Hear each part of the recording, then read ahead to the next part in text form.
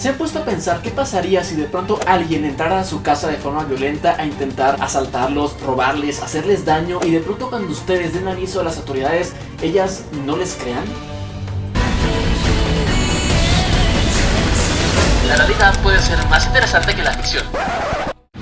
Hace unas semanas se estrenó en Netflix la miniserie Inconcebible, que consta de 8 capítulos, cada uno más o menos dura 40-45 minutos, en donde nos cuentan la historia real de una chava que fue abusada en su propio departamento. En el momento de dar aviso a las autoridades por el shock que tenía, ella misma empieza a cambiar la historia, empieza a dar como versiones diferentes de los hechos y eso hace que los policías duden de las palabras de esta chava. La serie lleva ya 3 semanas consecutivas en el top 10 de lo más visto, por lo menos en México y en Estados Unidos. Y es que sí, en cuestiones de producción la serie es espectacular.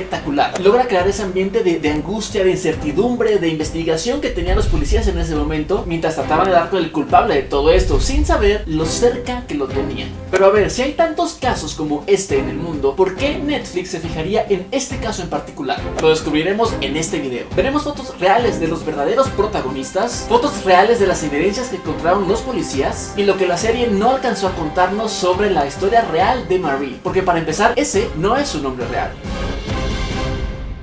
En el 2015, en Washington, fue publicado el artículo An Unbelievable Story of Rape, escrito por Ken Armstrong y Christian Miller, el cual ganaría un premio Pulitzer, que son galardones otorgados a lo más destacado del periodismo impreso y en línea en Estados Unidos. Y en ese artículo se inspira la serie de Netflix, teniendo como protagonista a una chava de nombre Marie Adler, nombre ficticio creado para proteger la verdadera identidad de la víctima ante el mundo entero.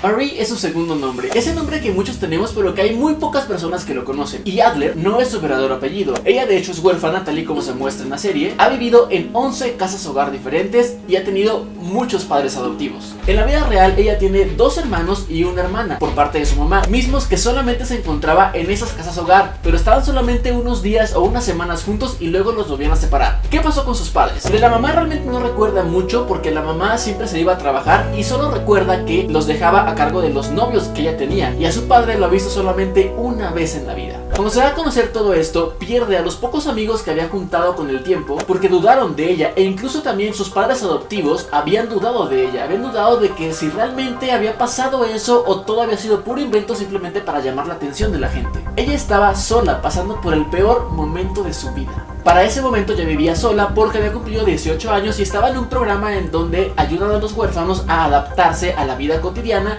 vigilándolos y estando en un departamento completamente solos. Cuando habla con las autoridades, ella misma, por el shock que tenía, por ese miedo que tenía todavía, empieza a cambiar la historia. De pronto se encuentra a un detective, le explica lo que pasó, se encuentra a otro, le explica lo que pasó. El punto es que dio como 4 versiones diferentes de los hechos. Los detectives le dijeron: ¿sabes qué? Se me hace que todo lo estás inventando, así que si no dices que todo es un invento de tu parte, te vamos a encerrar en la cárcel por 1 año, porque esto que estás haciendo es un delito. Imagínense ella a los 18 años estando sola, sin amigos, sin padres, sin nadie que le creyera, y de pronto la policía le dice eso y dijo: ok, sí, está bien, todo lo estoy inventando, cuando ella sabía que no era cierto. Además de que le hicieron pagar $500 por los gastos que ella había provocado a los de la corte. Y es aquí cuando aparecen las verdaderas heroínas de Marie. La detective Stacy Galbraith de Denver recibe en enero del 2011 el caso de abuso a una mujer, quien da detalles del acto y menciona que el tipo le tomó fotografías con una cámara digital, amenazando que las publicaría si ella llamaba a la policía. Y recordó haber visto algo que fue fundamental: una marca de nacimiento que el tipo tenía en su pantorrilla izquierda. Al final, la víctima le dijo que cree que él ha hecho eso antes por la agilidad y cuidados que tuvo al no dejar rastros de ADN en su departamento.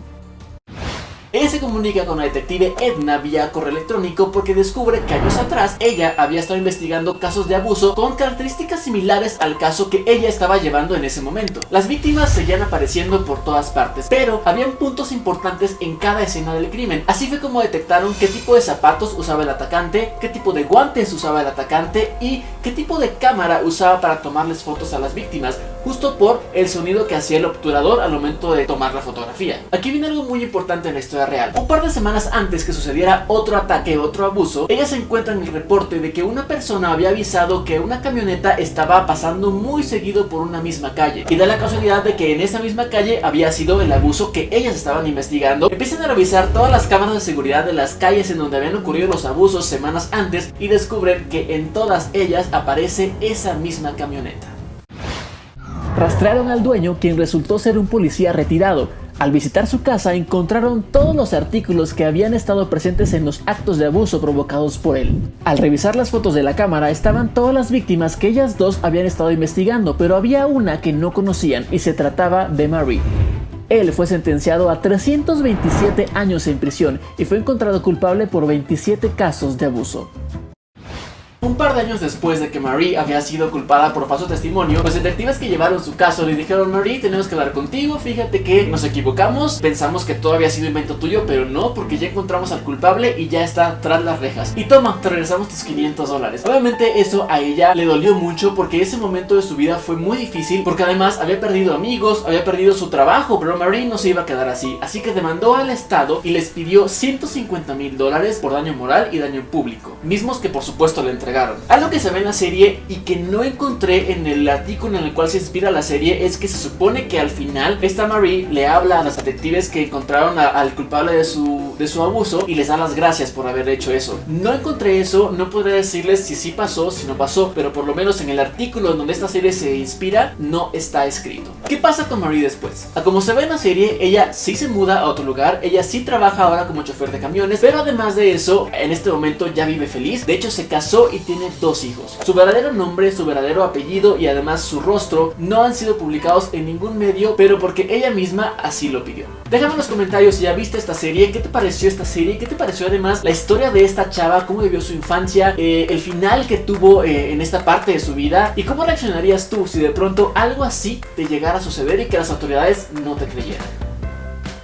No olvides suscribirte a este canal para seguir descubriendo juntos que la realidad puede ser más interesante que la ficción.